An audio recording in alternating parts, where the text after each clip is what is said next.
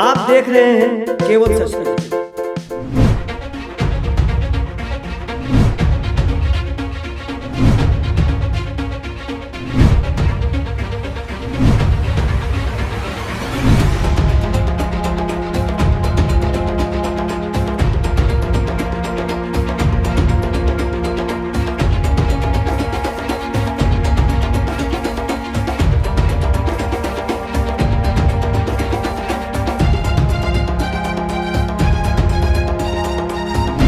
नमस्कार, आप देख रहे हैं केवल सच न्यूज। मैं हूं ब्रजेश मिश्रा। आज समाज में फैले व्याप्त भ्रष्टाचार, अत्याचार, दुर्व्यवहार के बीच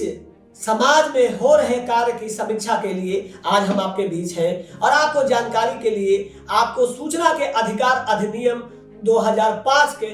कार्रवाई पर ले चलते हैं। देश हो या फिर बिहार प्रदेश हो, झारखंड हो, उत्तर प्रदेश हो या फिर महाराष्ट्र हो, पश्चिम बंगाल हो या राज्य कोई भी हो, सूचना के अधिकार अधिनियम 2005 का काम सब जगह हो रहा है। भले ही यह काम धीमी गति से चल रहा है, सूचना के अधिकार अधिनियम का किस तरीके से पदाधिकारी और लोक सूचना पदाधिकारी धज्जियां उड़ा रहे हैं, हम उसी पे आज बात करने आए हैं कि लोक सूचना का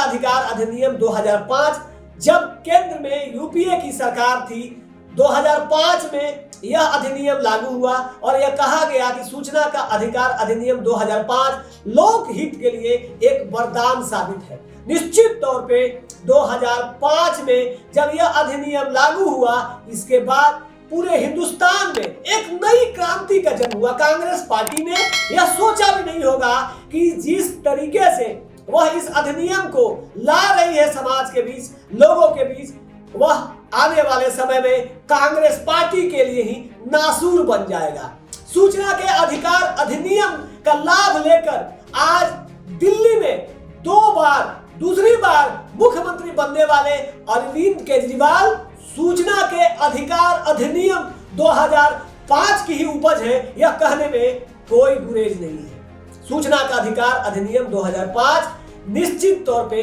आम आदमी के लिए यह एक ऐसी शक्ति है जिसको समझने वाला, जानने वाला और उस पर कार्य करने वाला अच्छे भ्रष्टाचारियों पर नकेल कस रहा है, उनको नथुनी पहना रहा है कि किस तरीके से भ्रष्टाचार पे लगाम लगाया जा सकता है सूचना के अधिकार अधिनियम 2005 के तहत। निश्चित तौर पे यह अधिनियम लाया गया था कि लोग सूचना प्राप्त कर सके। पहले सूचना के अधिकार अधिनियम 2005 का जब ये नियम था, उस समय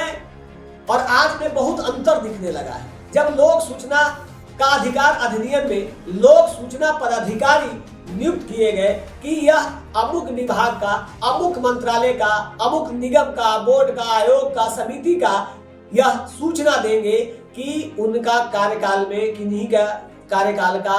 के समय के बीच में किस तरीके से योजनाओं पर काम हो रहा है, या किसी के फाइल अगर कहीं किसी विभाग में या मंत्रालय में अगर बहुत लंबे समय से रुका हुआ है तो किन कारणों की वजह से रुका हुआ है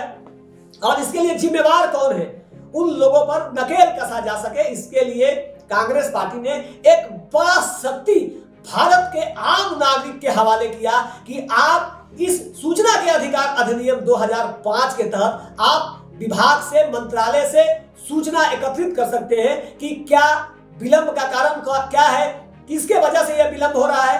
कितनी राशि का योजना है, उस राशि में कितना बंदरबांट है, मतलब पूरा लेखा जोखा आप मांग सकते हैं। और इस बात को बहुत ही गंभीरता से अरविंद केजरीवाल ने समझा और अन्ना के आंदोलन में एकत्रित सामग्रियां सूचना के अधिकार अधिनियम के तहत ही उपलब्ध कराई गई थी। ऐसा चर्चा ही नहीं बल्कि यह सत्य है। और अरविंद केजरीवाल आज लोक सूचना के अधिकार के कारण दूसरी बार देश की राजधानी दिल्ली और दिल्ली प्रदेश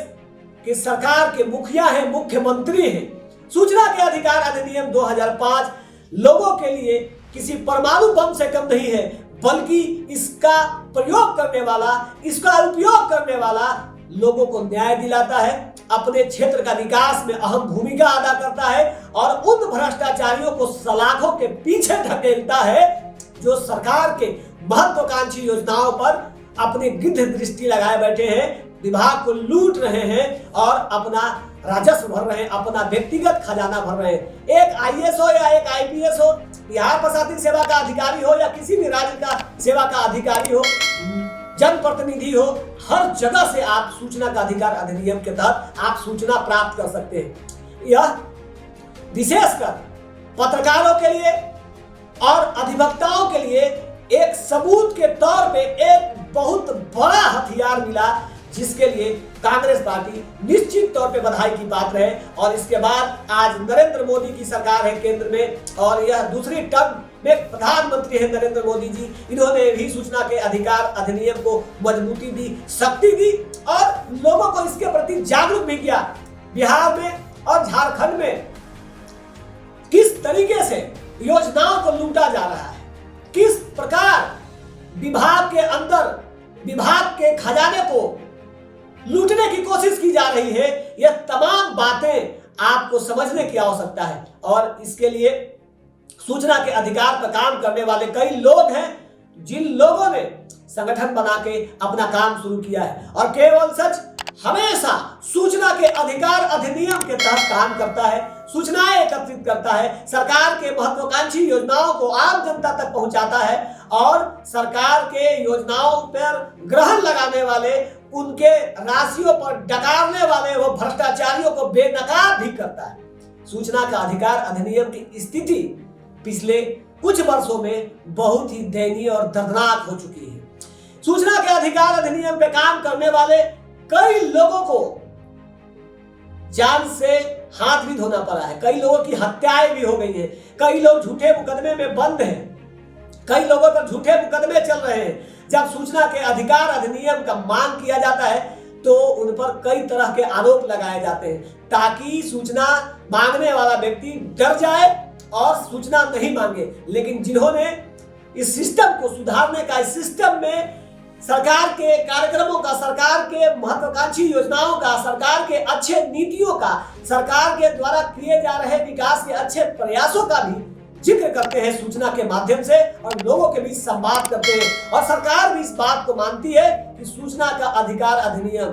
के वजह से विभागों में भ्रष्टाचार पे बहुत हद तक नकेल कसा गया है और कसा जा सकता है। सूचना के अधिकार अधिनियम में जो लोग सूचना पदाधिकारी हैं, जब लोग सूचना मांगने वाले लोगों ने जब उस भ्रष्टाचारी का गर्दन पकड़ना शुरू कर दिया, उन भ्रष्टाचारियों के पास जो धन जमा हुआ है उसको सरकारी खजाने में वापस कराने की फिर से कोशिश शुरू कर दी, तो लोग सूचना पदाधिकारी और वह विभाग आपसी मिलीभगत करके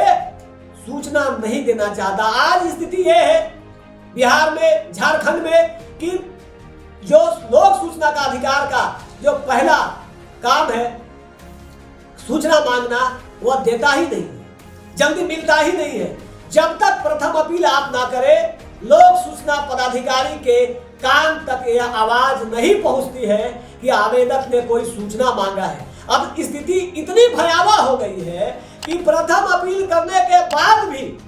सूचना का अधिकार में जो नियम है उसके तहत सूचना नहीं मिलता। लोग द्वितीय अपील करते हैं, यानी कि सूचना आयोग तक पहुंचते हैं और सूचना आयोग में इतनी लंबी लाइन लगी हुई है, इतना लंबा लिस्ट है कि लोक सूचना पदाधिकारी उस समय में इस बात के लिए निश्चिंत हो जाता है कि मामला आयोग में चला गया, अब इसमें लंबा समय लगेगा और हमको मौका मिल जाएगा, पता नहीं हम कितने दिनों तक इस कार्यालय में या इस विभाग में रहे या न रहे, हमें सूचना नहीं देना होगा। लेकिन जो सूचना मांगने वाले लोग हैं वह इस बात से थोड़ा भी चिंतित नहीं होते, क्योंकि उनका उद्देश्य पाक पवित्र है। वह सूचना के अधिकार अधिनियम के तहत सरकार की योजनाओं की जानकारी रखने के साथ साथ उसमें हो रहे भ्रष्टाचार पे नकेल कसकर उन्होंने एक मिसाल पेश की है। राज्य की सरकार हो या केंद्र की सरकार, सूचना के अधिकार अधिनियम पे काम करने वाले लोगों को सम्मान करना चाहिए कि उसने सरकार के इस महत्वाकांक्षी अधिकार को, जो लोगों को सरकार ने दिया है, उस अधिकार के तहत लोग काम कर रहे हैं। और अगर